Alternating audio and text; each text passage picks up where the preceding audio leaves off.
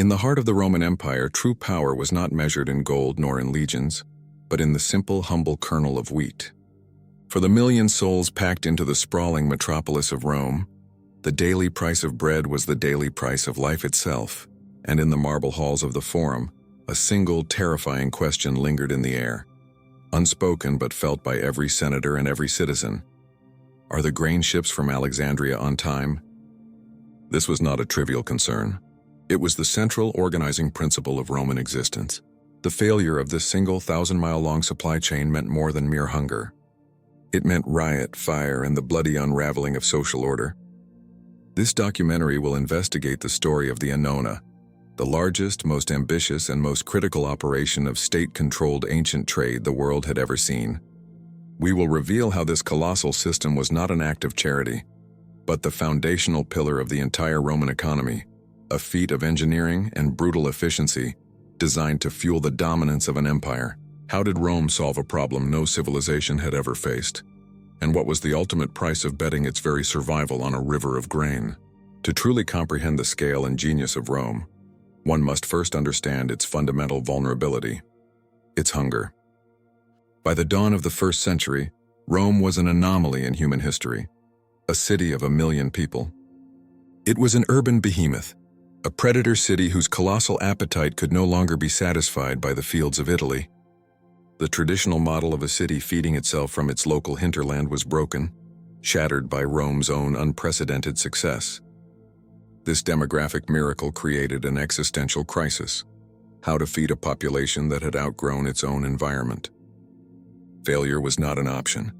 A hungry Rome was a city on the verge of devouring itself. The Roman answer to this challenge was a system of breathtaking audacity and scale, the cura Annona, or the care of the grain supply. On the surface, it appeared to be a simple welfare program. In reality, it was the central nervous system of the empire, a sophisticated machine of logistics, technology, and administration that dwarfed any private enterprise. This was not the free market. This was a deliberate and masterful intervention into the economy, a state-run trade monopoly designed for one purpose: to ensure a constant, predictable, and politically controlled flow of food into the capital's belly. The Annona was Rome's great imperial wager, a declaration that it could engineer its way out of a Malthusian trap. This system rested on 3 pillars. First, the unparalleled agricultural surplus of a single province. Egypt, the empire's breadbasket, whose predictable Nile floods made it the most reliable grain producer in the world. Second, a revolution in naval technology, which saw the creation of massive, specialized grain freighters capable of crossing the Mediterranean. And third, a genius for bureaucracy, a complex web of officials, tax collectors, inspectors, and administrators who managed this supply chain with ruthless, mathematical precision. Our investigation will deconstruct this incredible machine. We will journey down the Nile to the black earth that produced this ocean of grain. We will uncover the political maneuvering of Emperor Augustus as he seized this resource, transforming a foreign land's harvest into his own personal tool of power. We will sail aboard virtual reconstructions of the great grain ships and explore the massive, man-made harbors of Alexandria and Ostia, the 2 critical gateways in this vast economic network. We will analyze how this state-subsidized trade became the ultimate tool of social control in the city of Rome, and how the same logistical principles were used to supply the legions guarding the frontiers. Finally, we will examine the hidden costs of this system to the broader Roman economy and witness the catastrophic moment when the supply chain finally broke, starving an empire and hastening its fall. This is the story of how the ancient world's greatest superpower was built not on the sword, but on the simple, essential promise of bread. To truly comprehend the scale and genius of Rome, one must first understand its fundamental vulnerability, its hunger. By the dawn of the 1st century, Rome was an anomaly in human history, a city of 1 million people. It was an urban behemoth, a predator city whose colossal appetite could no longer be satisfied by the fields of Italy. The traditional model of a city feeding itself from its local hinterland was broken, shattered by Rome's own unprecedented success. This demographic miracle created an existential crisis: how to feed a population that had outgrown its own environment. Failure was not an option. A hungry Rome was a city on the verge of devouring itself. The Roman answer to this challenge was a system of breathtaking audacity and scale, the cura Annona, or the care of the grain supply. On the surface, it appeared to be a simple welfare program. In reality, it was the central nervous system of the empire, a sophisticated machine of logistics, technology, and administration that dwarfed any private enterprise. This was not the free market.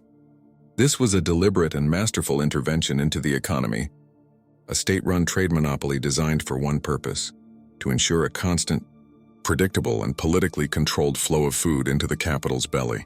The Annona was Rome's great imperial wager, a declaration that it could engineer its way out of a Malthusian trap. This system rested on three pillars. First, the unparalleled agricultural surplus of a single province. Egypt, the empire's breadbasket, whose predictable Nile floods made it the most reliable grain producer in the world. Second, a revolution in naval technology, which saw the creation of massive, specialized grain freighters capable of crossing the Mediterranean. And third, a genius for bureaucracy, a complex web of officials, tax collectors, inspectors, and administrators who managed this supply chain with ruthless, mathematical precision. Our investigation will deconstruct this incredible machine.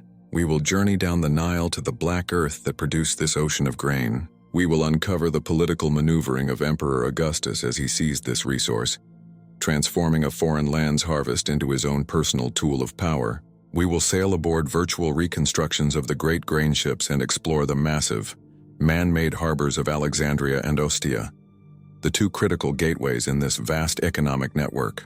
We will analyze how this state-subsidized trade became the ultimate tool of social control in the city of Rome, and how the same logistical principles were used to supply the legions guarding the frontiers. Finally, we will examine the hidden costs of this system to the broader Roman economy and witness the catastrophic moment when the supply chain finally broke, starving an empire and hastening its fall. This is the story of how the ancient world's greatest superpower was built not on the sword, but on the simple, essential promise of bread. The final bloody collapse of the Roman Republic was a chaotic war fought by ambitious men. But beneath the clash of legions and the grand political rhetoric, it was fundamentally a war of resources. And in this brutal calculus of power, no resource was more valuable than the grain of Egypt. The man who controlled the Nile did not just command a province. He controlled an economic weapon of immense power. By the middle of the 1st century BC, that man was Mark Antony and his control of Egypt, through his political and personal alliance with its queen Cleopatra, gave him a decisive advantage in his struggle against his great rival in Rome. The young, calculating Octavian Cleopatra's VII was the last of the Ptolemaic rulers, a dynasty that had governed Egypt as a ruthlessly efficient business for nearly 3 centuries. She was not merely a queen, she was the chief executive of the ancient world's most profitable agricultural enterprise. The granaries of the Nile, overflowing with their predictable surplus, gave her and Antony access to almost limitless wealth. This wealth allowed them to mint their own currency, to buy the loyalty of entire legions, and to fund a war machine that could challenge Rome itself. More critically, it gave them control over the food supply of the eastern Mediterranean. While Octavian in Italy struggled to pay his troops and faced the constant threat of food riots among a restless populace, Antony sat astride the single greatest source of economic stability in the world. Octavian, a political genius of the highest order, understood this disparity perfectly. He knew that a direct military confrontation with Antony, a celebrated and brilliant general, was a risky proposition. But he also recognized Antony's greatest vulnerability, his dependence on a foreign power. Octavian initiated one of the most effective propaganda campaigns in history.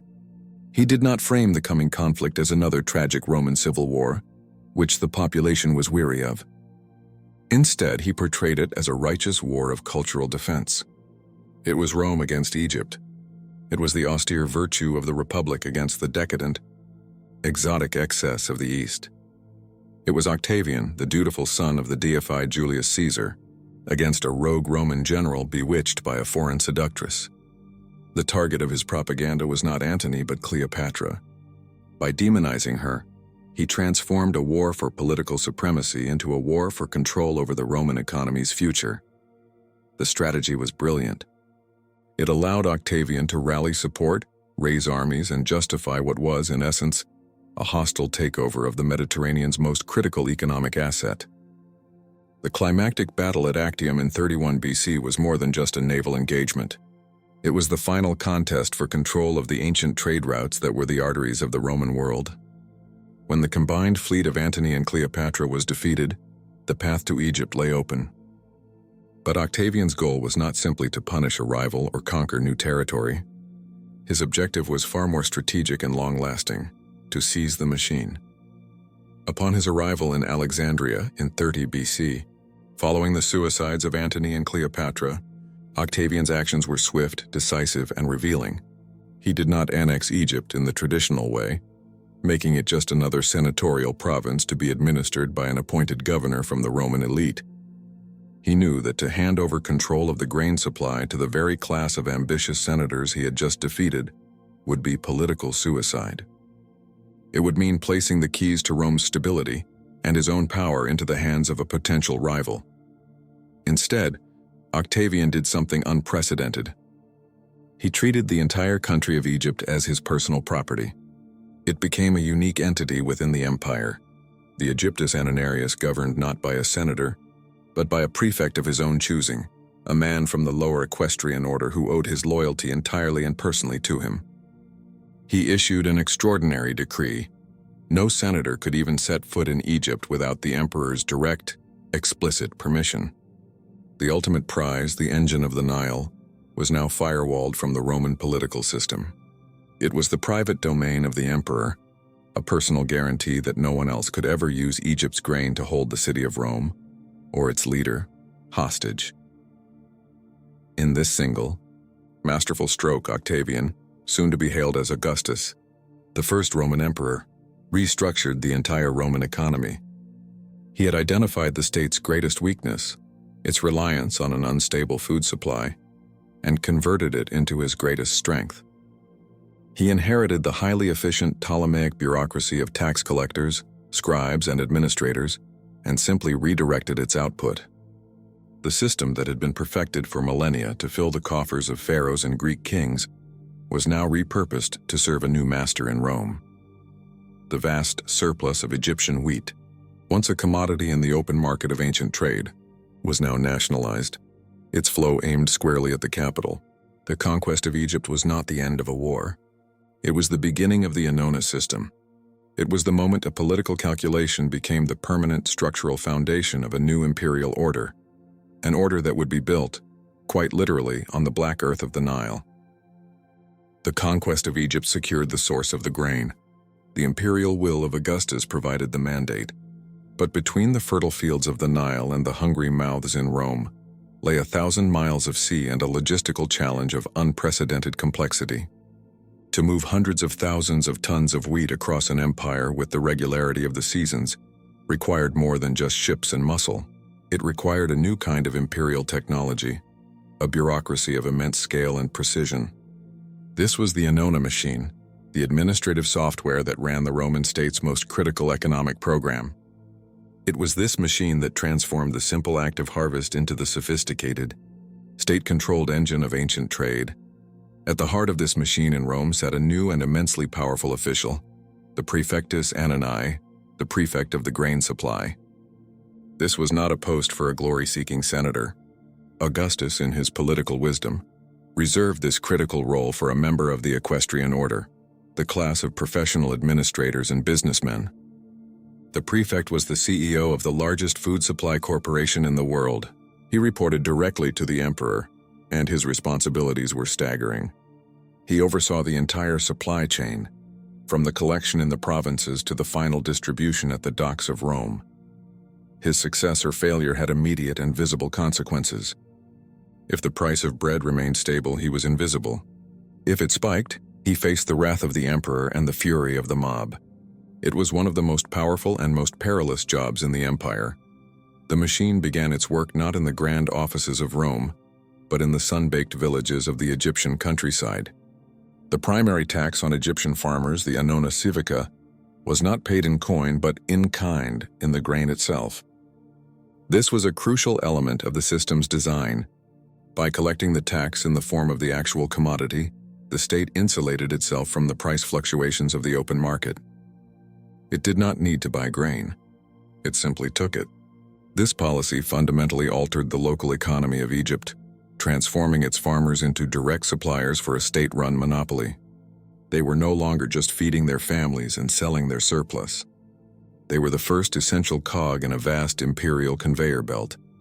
The collection process was a masterpiece of organized administration, inherited from the Ptolemies and perfected by the Romans.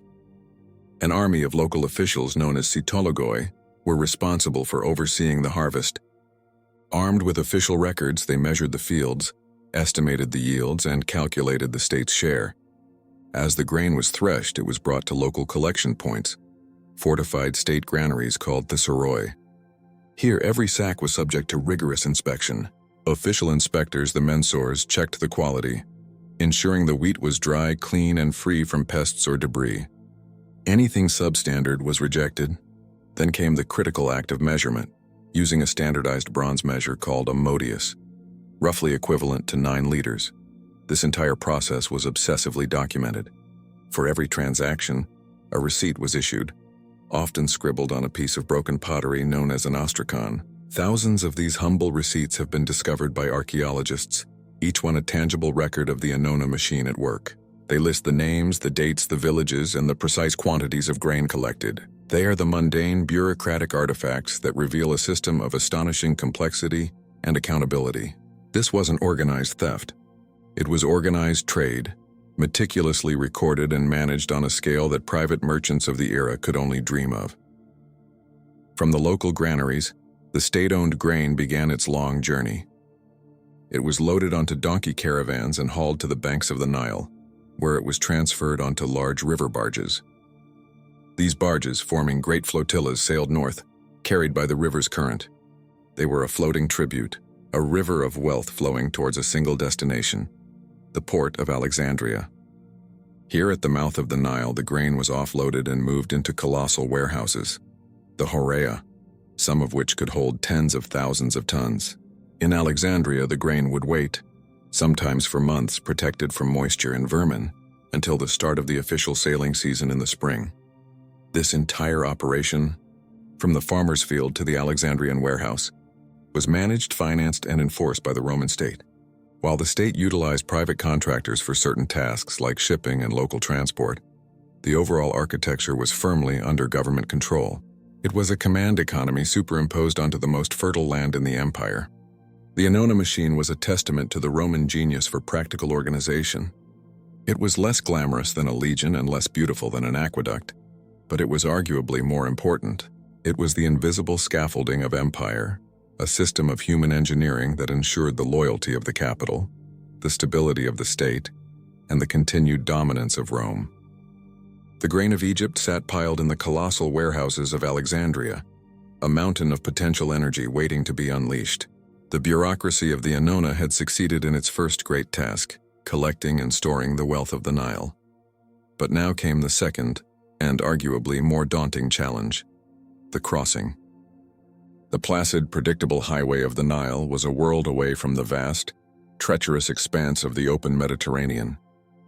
To conquer this sea, Rome would need to deploy another form of its technological genius. Not in roads or aqueducts, but in the timber and sails of one of the most underappreciated marvels of Roman engineering, the grain freighter. These were not mere boats. They were the specialized, purpose-built engines of a new globalized economy, the technological key that made the entire Annona system possible. Meet the Corbetta, the workhorse of the Imperial grain trade. The name, derived from the word for basket, belied their immense size and importance. These were the supertankers of the ancient world, behemoths of wood designed with a single purpose in mind: to carry the maximum possible cargo with the minimum possible crew. Unlike the sleek, fast, and deadly warships of the Roman Navy, the corbettae were deliberately ugly. They were slow, fat, and ponderous. They were built for capacity, not speed, for profit, not battle. In the grand tapestry of Roman power, these lumbering vessels were every bit as important as the eagle standards of the legions. They were the floating warehouses that carried the lifeblood of the empire in their cavernous hulls. The scale of these ships was, for the time, simply staggering. Literary sources and archaeological finds, such as the wrecks at Madrague de Giang in France, paint a picture of vessels reaching up to 180 feet in length and 45 feet in beam. Their hulls were deep and rounded, built less like a knife to cut through the waves and more like a massive bowl to sit upon them. The construction was robust, utilizing the shell-first mortise and tenon technique, where planks were painstakingly joined together before the internal frame was added, creating a hull of immense strength. A single large corbetta could carry over 1,000 tons of wheat.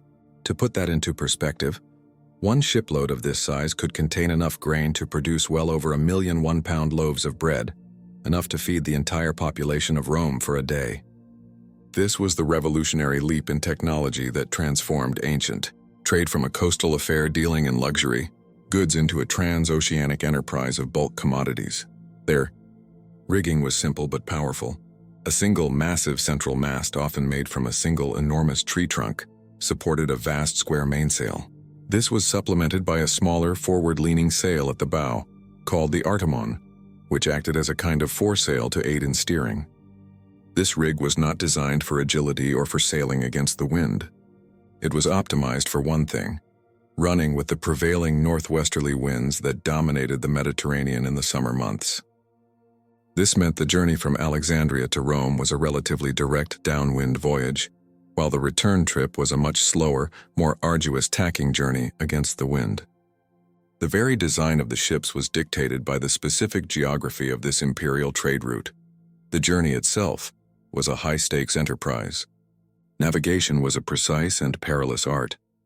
Lacking the compass, Roman captains, the Naucleri, relied on the sun, the constellations of the night sky, and an intimate, hard-won knowledge of coastal landmarks, currents, and winds. But their greatest enemy was the calendar.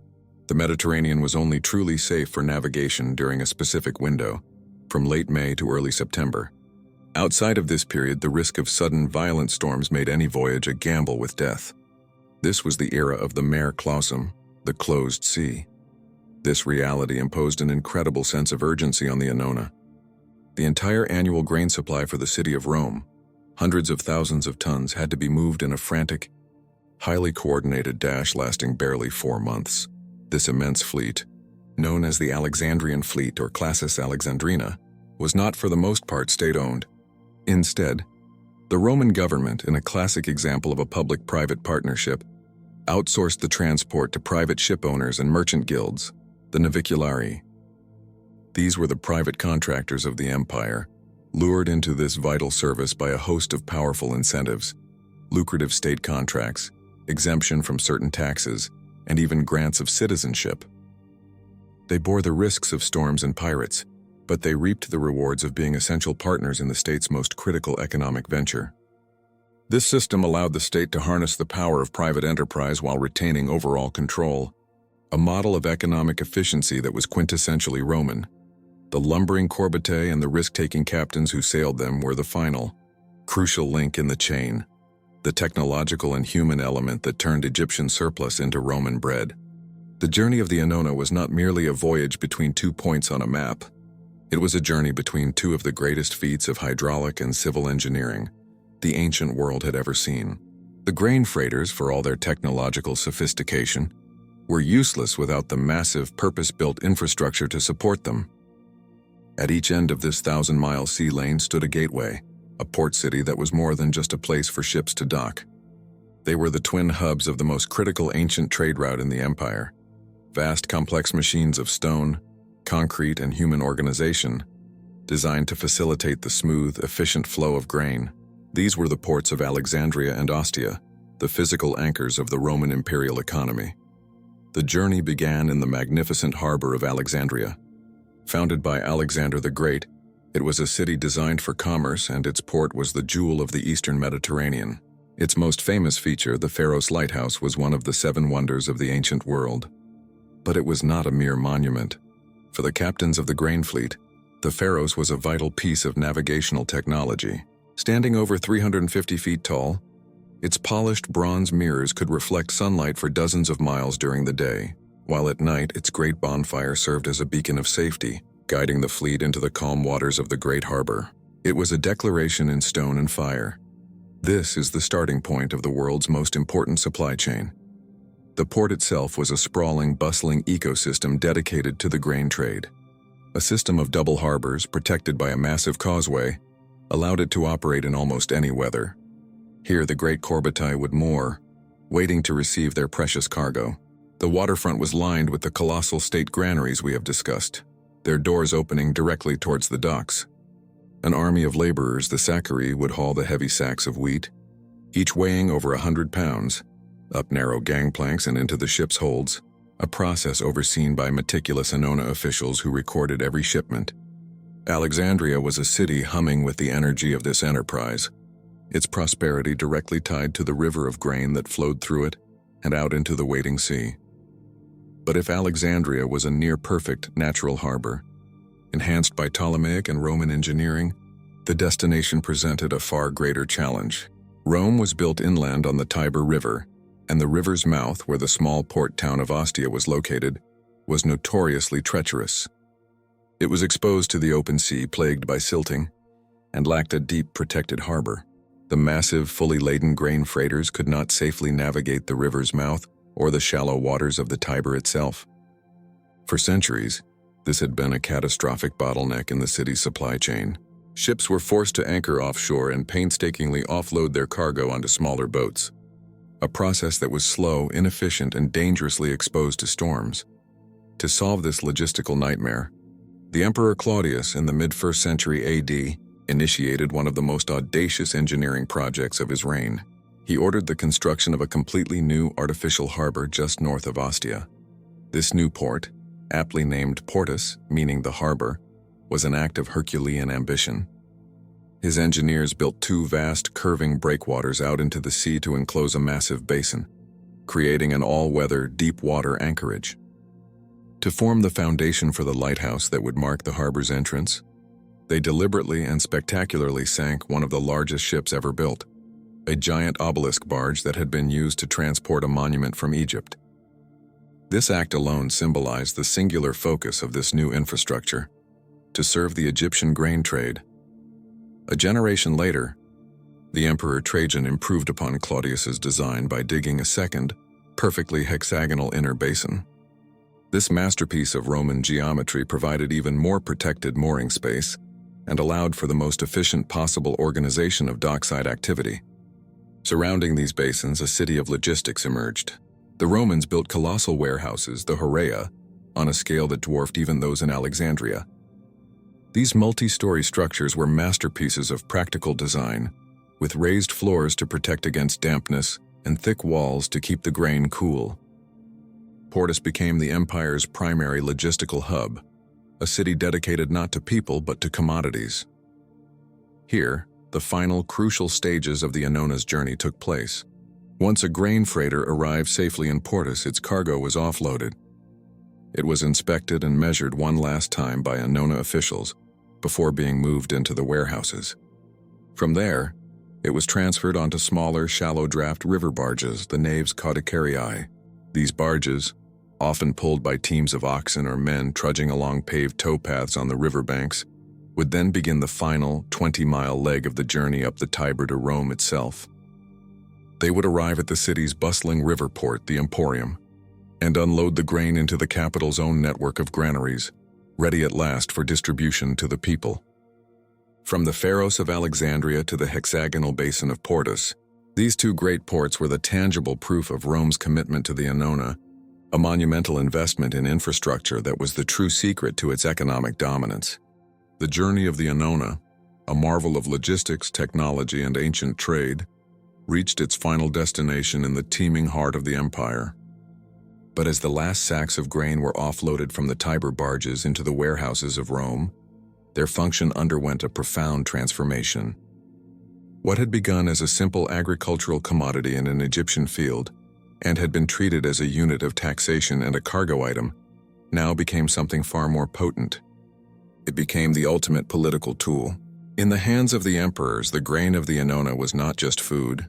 It was the currency of power, the foundation of a deliberate and highly effective strategy of social control that would define the political economy of the capital for centuries. This was the infamous and often misunderstood policy of bread and circuses. The city of Rome was a paradox. It was the magnificent center of a global empire, a city of marble temples, triumphal arches, and palatial homes. But it was also a city of extreme poverty, overcrowding, and social volatility. A vast portion of its million inhabitants were the plebs urbana, the urban poor, who lived precarious lives packed into flimsy, multi-story apartment buildings called insuli.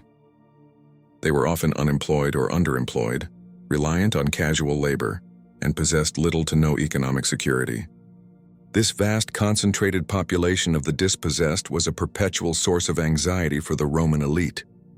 They were a political powder keg, capable of erupting into riots and mob violence at the slightest provocation. And the most common spark for that eruption was the price of bread.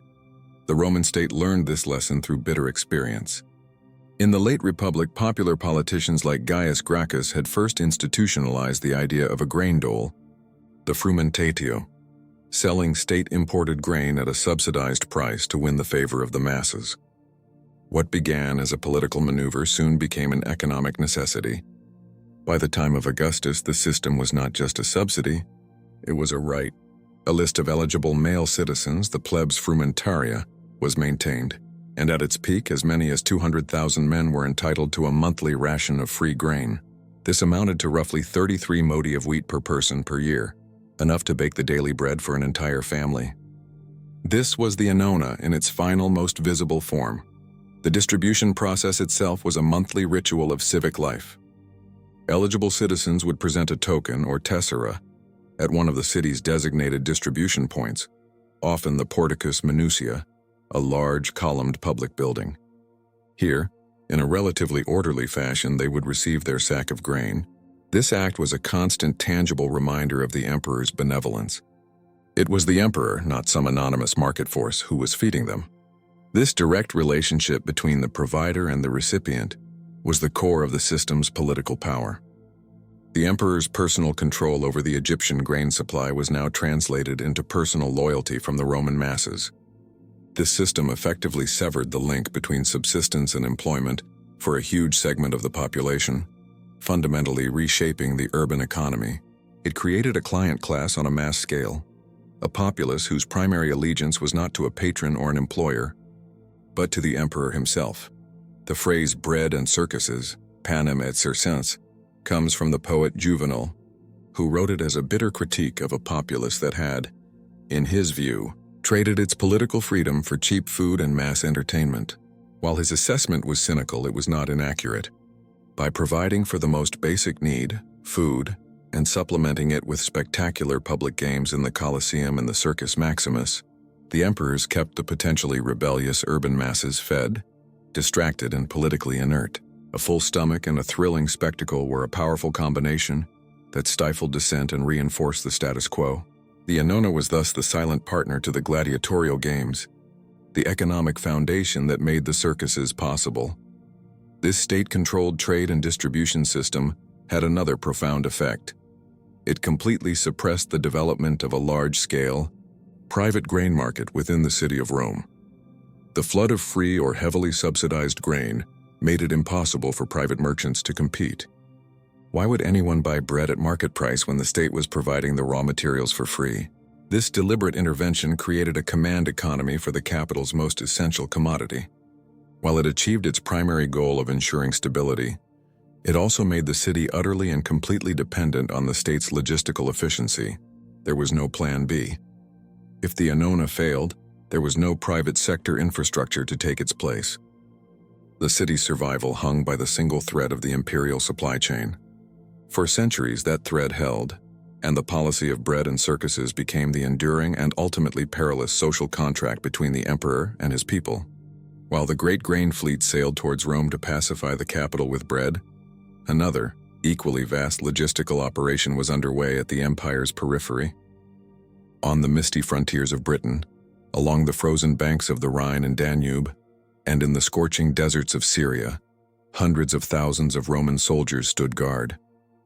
These legions were the guarantors of the Pax Romana, the Roman peace, an era of unprecedented stability enforced by the sharp edge of the Roman sword. But the true secret to the legion's effectiveness was not just their discipline, their training, or their engineering prowess. It was their stomachs. A legionary, like a citizen in Rome, had to be fed. The system that accomplished this, the Annona militaris, was the military counterpart to the urban grain dole, a testament to how the Roman state applied the principles of logistical control and state-run trade to project power across 3 continents. Feeding the Roman army was a challenge that dwarfed the complexity of supplying a single city. The military was not a concentrated entity. It was a sprawling network of up to 30 legions and hundreds of auxiliary units, a force of nearly 500,000 men at its peak, scattered across thousands of miles of often hostile or sparsely populated territory. These men could not simply live off the land. Foraging might work for an army on a brief campaign, but for a permanent professional garrison, it was a recipe for disaster. It would have stripped the local provinces bare, created widespread famine, and most dangerously, turned the local populations against their supposed protectors. To maintain a standing army, Rome needed a standing supply chain. The solution was the Annona militaris, a system of taxation and supply that was both brilliantly simple and brutally effective. Much like the Annona civica in Egypt, the primary tax levied on the provinces to support the army was collected in kind. The farmers of Gaul, Spain, and North Africa paid their dues not in clinking coin, but in sacks of wheat, barrels of wine, amphorae of olive oil, and hides of leather. These goods were the lifeblood of the nearby legions. This system transformed the provincial economy into a support structure for the military. The provinces were now economically tethered to the very legions that occupied them, creating a closed and self-sustaining financial loop. The wealth of the province, in its most tangible form, was redirected to feed and equip its garrison. The administration of the Annona militaris mirrored the civil system. Provincial governors and financial procurators were responsible for assessing and collecting the tax. The goods were then transported, using the empire's magnificent network of roads and navigable rivers, to regional collection centers and stored in military granaries, or horea, built within or near every major Roman fort and fortress. Archaeological excavations at sites like Hadrian's Wall have unearthed the massive stone foundations of these granaries, their floors raised on pillars to allow air to circulate and prevent dampness from spoiling the precious grain. These structures were the strategic reserves of Roman power, the guarantee that the legions could withstand a siege, endure a harsh winter, or launch a campaign without fear of starvation. The presence of a legion did more than just drain resources from a province. It fundamentally reshaped the local economy. The army was a colossal consumer, creating a stable, predictable, and insatiable demand for goods and services. Around every major fortress, a civilian settlement or vicus would inevitably spring up. These towns were populated by merchants, artisans, innkeepers, prostitutes, and the unofficial families of the soldiers. They were boom towns on the edge of empire, their existence entirely dependent on the economic activity generated by the adjacent military base. The soldiers, paid in coin, would spend their wages in the vicus, injecting imperial currency into the local market. This process monetized frontier economies and drew them ever deeper into the broader network of Roman trade. Therefore, the Annona militaris was more than a simple supply system. It was an engine of economic development and Romanization. It created infrastructure, fostered markets, and turned remote frontier outposts into bustling economic hubs.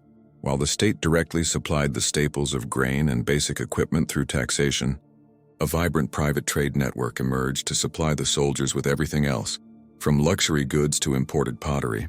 The same logistical principles that powered the grain ships from Alexandria were thus replicated on a smaller, regional scale across the empire. It was a system that ensured the Roman soldier was the best-fed, best-equipped fighting man in the ancient world. This logistical superiority, funded by the provinces themselves, was the ultimate expression of Roman dominance. The eagles of the legions could fly to the ends of the known world, confident that the wheat, wine, and oil of the empire would follow close behind. For centuries, the Annona machine operated with remarkable success. It was the bedrock of stability, the guarantor of peace in the capital, and the fuel for the legions on the frontiers. From the perspective of an emperor in Rome, the system was a resounding triumph of policy and engineering. But this massive state-controlled intervention in the economy was not without its costs. Like a powerful drug, the Annona provided immediate relief for the empire's most pressing symptoms: but its long-term side effects were profound and pernicious.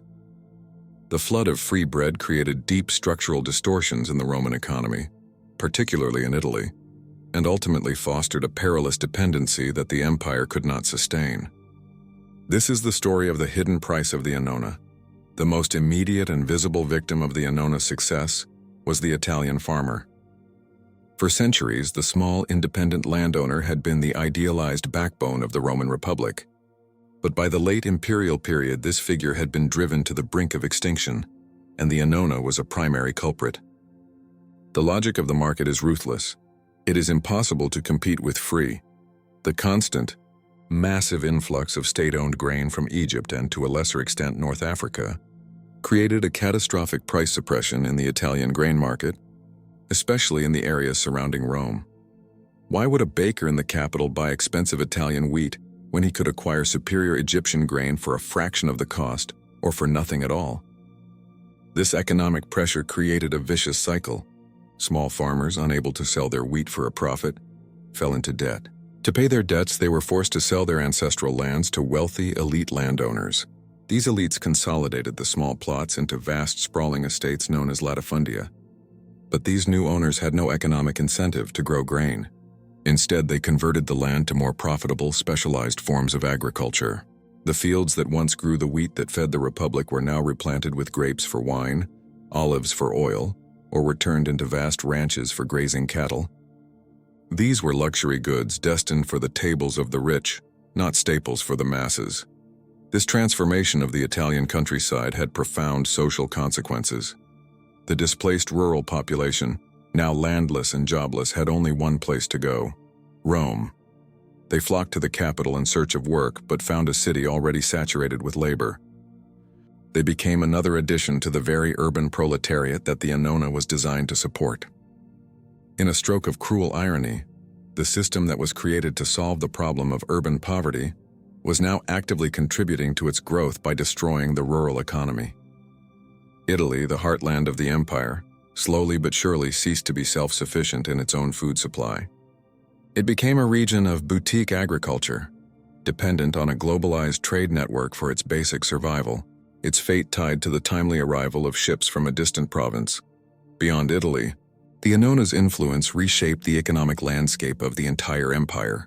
It created a two-tiered system of agriculture. Provinces like Egypt and North Africa were transformed into vast monoculture breadbaskets, their economies almost entirely dedicated to satisfying the state's demand for grain. While this was lucrative for the local elites who managed the estates, it also made these regions incredibly vulnerable. Their economic health was tied to a single commodity, subject to the whims of imperial policy and the vagaries of the weather. Other provinces, less suited for mass grain production, were incentivized to specialize in other goods needed by the state, creating an empire-wide, state-directed division of labor. This was not a free market of ancient trade. It was a centrally planned command economy, organized for the benefit of Rome and its armies. Furthermore, this massive welfare system required an equally massive and ever-growing bureaucracy to administer it, and a complex tax system to pay for it. The constant need for revenue to fund the Annona, the army, and the imperial court placed an immense burden on the provinces. As the empire aged and its economy began to stagnate in the 3rd and 4th centuries, emperors were forced to resort to increasingly oppressive tax collection and currency debasement to keep the machine running. The system that had once been a source of stability was now becoming a source of economic strain. The price of free bread, it turned out, was very high indeed. It was paid by the Italian farmer, by the provincial taxpayer, and ultimately by the long-term health and resilience of the Roman economy itself. The Annona was a brilliant solution to a short-term crisis, but its long-term success had created a brittle and dependent empire, dangerously reliant on a single, fragile lifeline. Every great machine, no matter how brilliantly engineered, has a breaking point. For centuries, the Annona had been the beating heart of the Roman Empire, a system so successful and so deeply embedded that it had become synonymous with Roman life itself. Its continued function was taken for granted, as natural and as predictable as the rising of the sun. But the complex web of ships, ports, and bureaucracies was not invulnerable. It was a lifeline, and lifelines can be cut. The story of the Annona's collapse is the story of the Western Roman Empire's final agonizing demise. It reveals the ultimate fatal flaw in Rome's grand economic experiment, its utter lack of redundancy. When the ships finally stopped sailing, the empire began to starve. The first serious tremors to shake the system began during the crisis of the 3rd century. A half-century of civil war, barbarian invasions, and rampant political instability severely disrupted the patterns of ancient trade across the Mediterranean. Imperial authority weakened, piracy, once stamped out by Roman naval supremacy, returned to plague the shipping lanes. The currency was debased, crippling the state's ability to pay for the vast infrastructure the Annona required. For the first time, the grain supply to Rome became erratic. Shipments were delayed, rations were cut, and the city's population, accustomed to centuries of security, experienced the unfamiliar pangs of hunger and uncertainty. The emperors of this chaotic period, like Aurelian, were forced to take drastic measures, not only reorganizing the grain dole but even adding distributions of olive oil, salt, and pork to placate a restless populace. They were patching the cracks in a crumbling foundation, but the machine, though strained, did not yet break. The reforms of Diocletian and Constantine at the turn of the 4th century restored a degree of order. The system, now more militarized and rigidly controlled than ever, continued to function. Rome, though diminished in political importance with the founding of Constantinople, was still the symbolic heart of the empire and a city of immense size, its population still utterly dependent on the African grain fleets. The primary source of this grain had by now largely shifted from Egypt, whose output was redirected to feed the new capital of Constantinople, to the fertile provinces of North Africa, modern-day Tunisia and Algeria. This region, closer to Italy and prodigiously fertile, was now the indispensable breadbasket of the old capital. This geographic shift was a fatal strategic error. It placed Rome's lifeline within closer reach of the barbarian turmoil engulfing Western Europe. The mortal blow came in the year 429 AD. A Germanic tribe, the Vandals, under their cunning and ambitious king, Gaiseric, did the unthinkable. In a masterful strategic move, they crossed the Straits of Gibraltar from Spain into North Africa. Over the next decade, they waged a relentless campaign, rolling up the Roman provinces one by one. The Roman response was slow and ineffective, hampered by internal political rivalries and military weakness. In 439 AD, Gaiseric captured the great port city of Carthage, the central hub for the collection and shipment of the African grain. With this single stroke, the Vandals seized the jugular vein of the Western Roman Empire. The effect was instantaneous and catastrophic. For the first time in centuries, the Annona system was not just disrupted, it was amputated. Gaiseric now controlled Rome's food supply, and he knew it. He had acquired an economic weapon of unimaginable power. He could and did use this weapon to extort concessions, tribute, and political recognition from the reeling Roman government. He could turn the flow of grain on and off like a tap, holding the city of Rome hostage. The Vandal conquest of Africa was not just another provincial loss in a long line of defeats. It was an existential crisis. The consequences in Rome were devastating. The imperial government, now deprived of its primary source of both food and revenue, was paralyzed. The intricate bureaucracy of the Annona collapsed. There was simply no grain to distribute. Famine, a horror that the city had not known on a mass scale for generations, became a grim reality. Disease followed in its wake. The social contract built on the promise of bread was shattered. The population of Rome, which had once swelled to 1 million people, began to plummet. Archaeological evidence from this period shows a city in rapid decline, its great public buildings falling into disrepair, its population shrinking as people fled to the countryside in a desperate search for food, or simply died from starvation and disease. By the time the Vandal fleet famously sacked the city itself in 455 AD, they were plundering a capital that was already a shadow of its former self, a ghost haunted by the memory of bread. The collapse of this single vital artery of trade did not just cripple the Roman economy. It dissolved the very social fabric that held the city together, proving, in the starkest terms possible, that the Roman Empire was not built on marble and legions alone. It was built on a promise of grain that it could no longer keep. Our investigation began with a simple, desperate question hanging in the air of the Roman Forum. Are the grain ships on time? We have journeyed from the fertile black earth of the Nile to the ravenous heart of Rome, deconstructing the vast and complex machine that answered that question for half a millennium. The evidence is now before us, and the verdict is clear. The Cura Annonae was not, as it might appear, a simple welfare program or a mere act of imperial charity. It was the single most important economic and logistical operation of the ancient world, a system of state-controlled ancient trade so vast and so critical that it became the central pillar supporting the entire edifice of the Roman Empire. We have established that the foundation of this system was the unique and predictable agricultural miracle of Egypt. The annual inundation of the Nile created a grain surplus of such magnitude that it became a strategic asset unlike any other, a source of power that had been harnessed by pharaohs and Ptolemaic kings long before Rome arrived. We have seen how the political genius of Augustus was to recognize this fact, seizing Egypt not just as a province but as his own personal economic domain, thereby securing the key to Rome's stability and placing it directly into the hands of the emperor.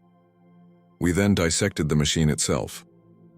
We uncovered a sophisticated bureaucracy, the Annona administration, which managed the collection, inspection, and transportation of hundreds of thousands of tons of grain with the meticulous precision of a modern corporation. This administrative software was powered by revolutionary hardware, the great Roman grain freighters, the technological behemoths of their day, capable of carrying unprecedented loads across the open sea. And we explored the monumental infrastructure of the great ports of Alexandria and Portus, colossal engineering projects that served as the gateways for this imperial economy. Our investigation revealed the profound impact of this system on Roman society. In the capital, the Annona was the engine of the bread and circuses policy, a powerful tool of social and political control that pacified the urban masses and cemented the emperor's authority. Beyond the city, in the form of the Annona Militaris, the same logistical principles ensured that the legions on the frontiers were the best fed and best supplied army in the world, enabling them to project Roman power to the furthest corners of the known world. However, we also uncovered the hidden costs of this remarkable system. We have demonstrated that the flood of subsidized grain had devastating long-term consequences for the Italian agricultural economy, driving the small farmer off the land and making the empire's heartland dangerously dependent on imported food. This dependency created a critical vulnerability, a single point of failure in an otherwise resilient system. Finally, we witnessed the catastrophic fulfillment of that vulnerability. The Vandal conquest of North Africa in the 5th century AD was the definitive historical event that severed this vital lifeline. The collapse of the Annona did not just cause hardship, it triggered a systemic failure. It led to famine, depopulation, and the terminal decline of the city of Rome, proving conclusively that the fate of the empire and the fate of its grain supply were inextricably linked. Therefore, the final conclusion of our investigation is this: Rome's dominance was not merely a matter of military might or legal innovation. It was a triumph of logistics. By solving the immense challenge of feeding a metropolis that had outgrown its environment, Rome unlocked the ability to sustain an unprecedented concentration of population, power, and culture. The Annona was the invisible scaffolding that held the empire aloft, the circulatory system that pumped life from the provinces to the heart. Its success was the empire's success, and its failure was a death sentence. The Roman Empire, in the final analysis, was an empire built on bread. The story of the Annona ends not with a bang, but with the quiet, desperate gnawing of hunger in a city of decaying marble. The great warehouses of Ostia and Rome, once overflowing with the wealth of the Nile, fell silent. The sophisticated bureaucracy withered, its meticulous records becoming meaningless artifacts of a bygone age. The empire that had once engineered a solution to starvation on an unprecedented scale was ultimately consumed by it. Yet the fall of this great system does not diminish its staggering historical importance. The legacy of the Annona echoes through the centuries, leaving behind a timeless and often unsettling lesson about the fundamental relationship between food, power, and the very structure of civilization. At its core, the story of the Annona is the ultimate case study in food security as the bedrock of state power. The Roman emperors, with their characteristic pragmatism, understood a truth that remains as potent today as it was 2,000 years ago. A state that cannot guarantee the subsistence of its people stands on a foundation of sand. Political legitimacy, social order, and military strength all flow, in the end, from the assurance of the next meal. The Annona was the most ambitious attempt in the pre-modern world to underwrite that assurance, a recognition that the economy of food was not a matter for the markets to decide alone, but was a primary responsibility of the state. In the gleaming data centers of modern governments tracking global supply chains, and in the strategic grain reserves held by nations across the globe, the spirit of the Praefectus Annoni lives on. The Annona also serves as a profound and cautionary tale about the perils of globalization and dependency. In creating a hyper-efficient, long-distance trade network that linked the fate of its capital to a single, remote agricultural region, Rome engineered a miracle of interconnectedness.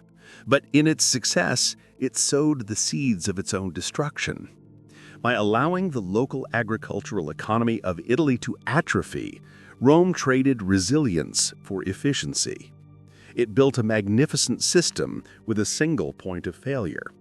When that single point, the province of Africa, was compromised, the entire imperial heartland collapsed. It is a lesson that resonates powerfully in our own interconnected world, where complex global supply chains deliver our food, our energy, and our consumer goods with breathtaking efficiency, but leave us similarly vulnerable to disruption from political conflict, natural disaster, or pandemic. The Roman experience reminds us that efficiency and vulnerability are often two sides of the same coin. Finally, the Annona forces us to confront the complex relationship between welfare and social control. Was the grain dole an act of enlightened governance, a compassionate response to urban poverty, or was it a cynical tool of political manipulation, a way to purchase the loyalty of the masses and render them politically docile? The historical reality is that it was both.